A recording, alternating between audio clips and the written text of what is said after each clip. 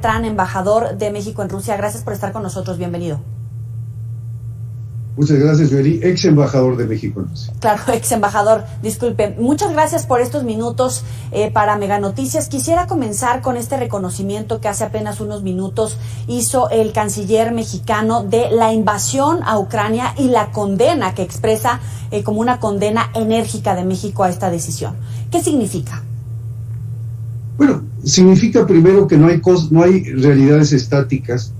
Y esto que inició hace 24 horas, cuando justo estaba reunido el Consejo de Seguridad, y que se pensaba que iba a ser una incursión limitada a los territorios de las repúblicas de Donetsk y Lugansk, se ha convertido al transcurso de las horas, de acuerdo con la evaluación que se ha hecho, en una verdadera invasión de Ucrania por varios frentes. Entonces, la posición de México me parece que siempre ha sido correcta, porque la noche de ayer se dijo muy claramente que ningún país puede invadir a otro, y se señalaba que los principios de soberanía e inviolabilidad territorial son principios que no se pueden discutir.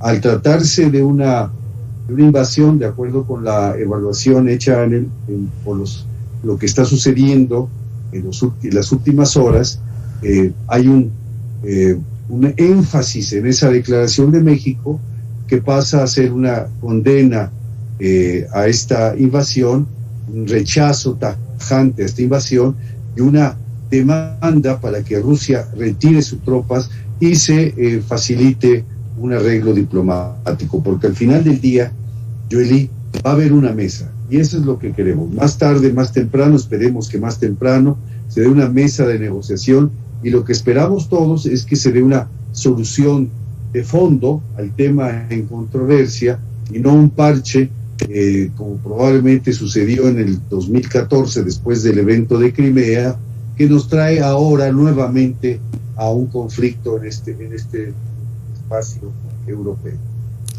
¿Cuál es el objetivo de Rusia y de Putin? Usted que conoce las entrañas del movimiento, de la situación particular en aquella zona del mundo.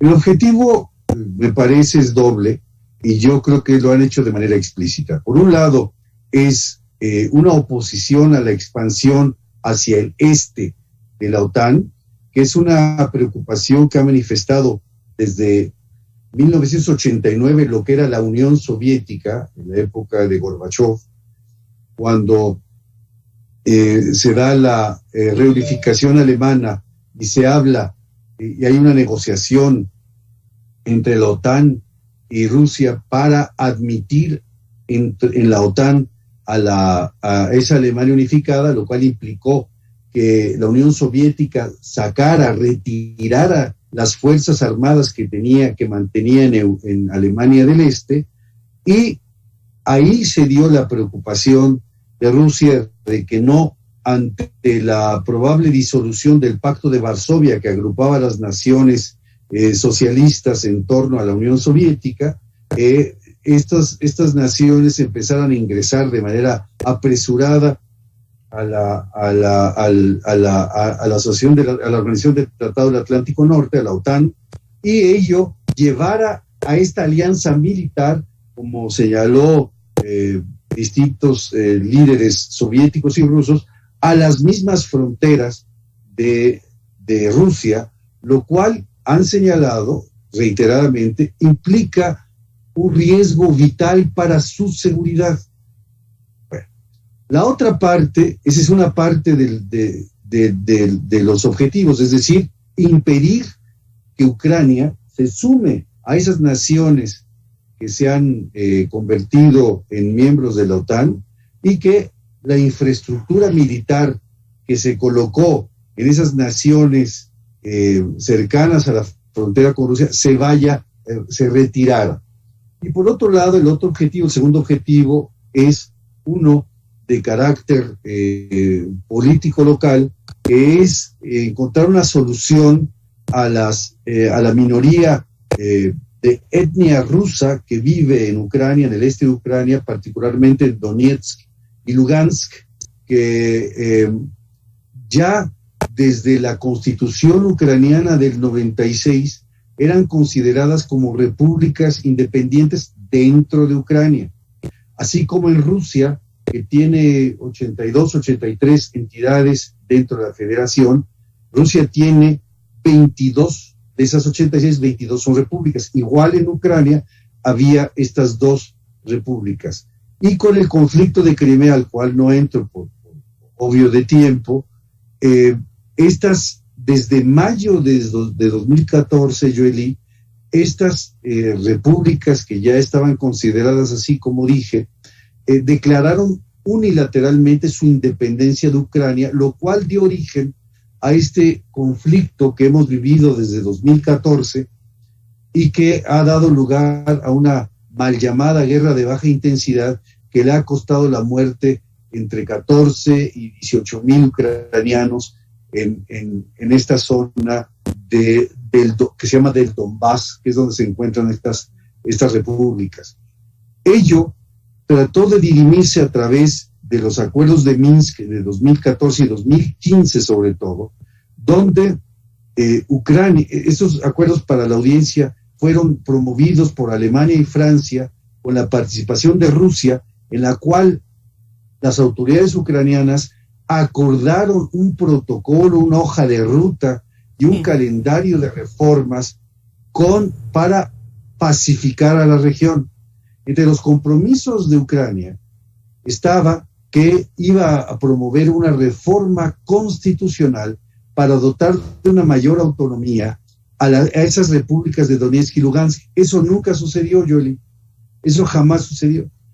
Luego entonces, esta mal llamada guerra de baja intensidad continuó por estos años. Ante esos dos factores, la idea de proteger a esas minorías de etnia rusa, muchos de los cuales inclusive son ciudadanos rusos, e impedir que Ucrania se convierta en parte de la OTAN, es que en las conversaciones de los últimos meses se da un manotazo a la mesa para realizar estas acciones militares que conocemos ahora y que tratan de generar un nuevo espacio de seguridad en Europa. Eso es lo que estamos viendo y que trata de lograr Rusia. Por otro lado, Occidente, como vimos, está desplegando toda una serie de sanciones para impedir o disuadir a Rusia de que continúe con ese propósito, y seguramente sabemos, más bien no seguramente, sabemos que Rusia ha tomado también medidas, particularmente en su alianza con China, para establecer algún esquema económico que le lleve a disminuir el impacto de esas sanciones. Embajador, hace unos momentos estábamos escuchando un mensaje que daba Vladimir Putin, donde decía que no le había quedado de otra, que había sido la comunidad internacional que hoy se opone a esta decisión, los que lo habían llevado a tomar esa decisión. ¿La tercera guerra es inevitable partiendo de esta declaración? Yo creo que sí, sí es evitable. Yo tengo la confianza de que el reclamo de Putin vaya a encontrar primero un tope que le lleve a recapacitar sobre esta situación, pero que al mismo tiempo se ofrezca una negociación de buena fe que permita que algunas de las preocupaciones pudieran ser atendidas. Me parece que de lo contrario entraremos en una situación muy compleja, muy larga y en una probable,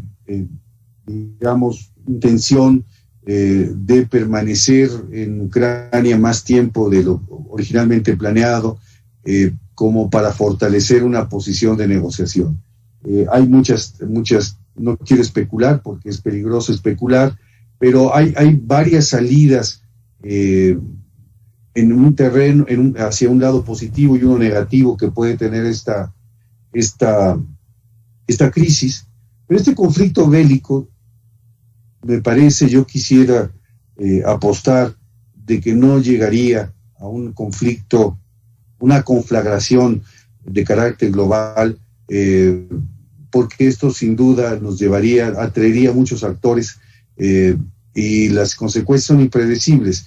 La audiencia tiene que recordar, Joely, que entre Estados Unidos y Rusia hay prácticamente una paridad nuclear en términos de ojivas nucleares.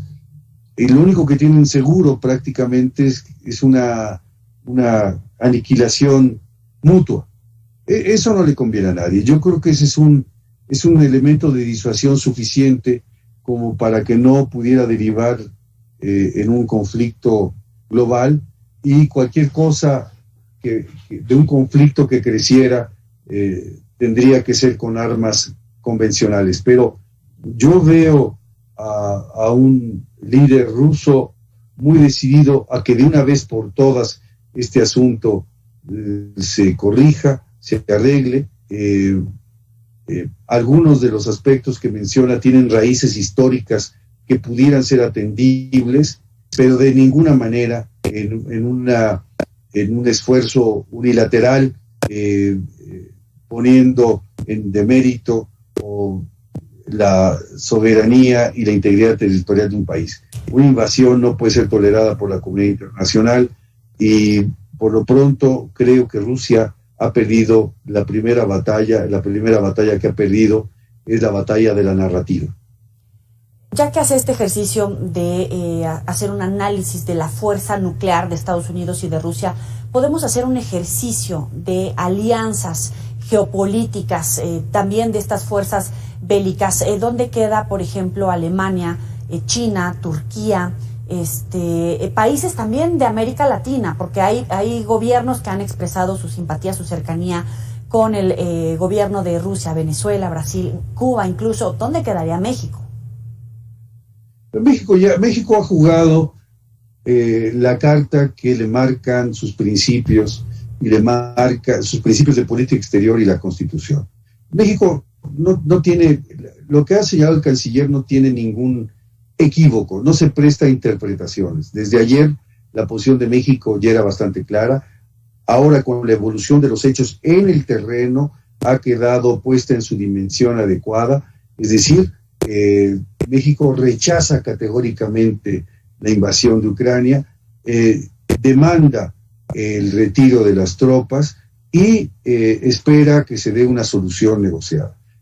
México, no hay que dudar cuál es la posición de México, está muy clara la posición de nuestro país.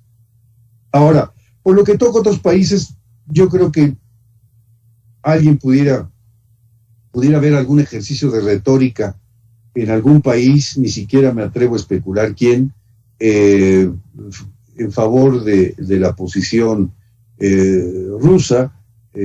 Para qué especular nunca es bueno, Joely, pero lo que puedo decir es que ciertamente en una conflagración a nadie le conviene, y ciertamente no queremos ni siquiera especular hacia dónde apuntaría Turquía. Turquía es miembro de la OTAN, también Turquía tiene muy claro su posición. Turquía, además, cuando ha sido posible, recordemos que es competidor de Rusia, su vecino, en temas como el del gas. Y por otro lado, hay que recordar el comunicado conjunto entre China y Rusia en la visita que hizo Putin a Beijing el 4 de febrero, y que hubo un comunicado conjunto de Xi Jinping y de Vladimir Putin, en el cual ambos señalan, no es que China apoye a Rusia, no, los dos señalan, dice, los dos países señalan, las dos naciones rechazan categóricamente la expansión de la OTAN hacia el este, y rechazan las posiciones que recuerdan a la Guerra Fría en un mundo multipolar. Ahora, a ello hay que sumar la reacción del canciller chino el 19 de febrero en la Conferencia de Seguridad de Múnich, que dijo: para solucionar este tema hay que tomar en cuenta los intereses, los verdaderos intereses, los intereses serios de Rusia en el tema, y pensamos que Ucrania debe ser un puente, dijo, entre el este y el oeste, y no debe de ser una línea de frente, no debe ser una frontera, frontline lo dijo en inglés, no debe ser una frontera entre este y oeste. Es una manera muy clara de decir o de pedir que la posición de Ucrania debe ser de una neutralidad similar a la que hoy tiene Finlandia, cuestión que pudiera cambiar derivado de este conflicto. Pero hoy por hoy Finlandia es un país que mantiene una neutralidad y que ello ha sido tranquilidad para Rusia en esa frontera que mantiene con ese país. Embajador, para concluir, hay mexicanos en la zona, el gobierno de México ha estado pendiente de ellos, ha estado tratando de darles asistencia diplomática en ese país. Sin embargo, en este momento podemos asegurar que pueden estar en un territorio seguro. ¿Cuál es el procedimiento, usted que maneja el tema, en estos momentos donde pues sonan los tambores de guerra? Bueno, también yo creo que la Cancillería lo ha dejado muy claro. Tenemos dos preocupaciones, las preocupaciones derivadas de nuestros principios y nuestras convicciones políticas que han sido expresadas, como ya lo dije. Y la otra preocupación muy importante es la seguridad de nuestros connacionales. Tenemos una fortuna en ese sentido, Joely. La embajadora de México en Ucrania es una diplomática muy experimentada, Olga García Guillén, una de cuyas especialidades es la protección de los mexicanos. Tuve yo la suerte de ser colega de ella cuando yo era director general de Protección y Asuntos Consulares. Ella era una de las directoras que tuve yo el privilegio de trabajar con, y conozco de primera mano las capacidades de Olga García Guillén, y estoy seguro que pocas gentes estarán tan capacitadas por velar por la seguridad de nuestros connacionales como Olga García Guillén al frente de nuestra embajada en Ucrania. Embajador, le agradecemos. Rubén Beltrán, diplomático mexicano, ex embajador de México en Rusia, le agradecemos enormemente estos minutos para Mega Noticias. Muchas gracias, Joely. Me despido con mucho respeto de la audiencia y deseo todo lo mejor y estoy siempre a las órdenes. Vamos a estar en contacto. Le agradecemos mucho. Buenas noches. Gracias, buenas noches. Buenas noches. Sabe que puede recuperar estas y otras entrevistas en nuestros próximos espacios informativos.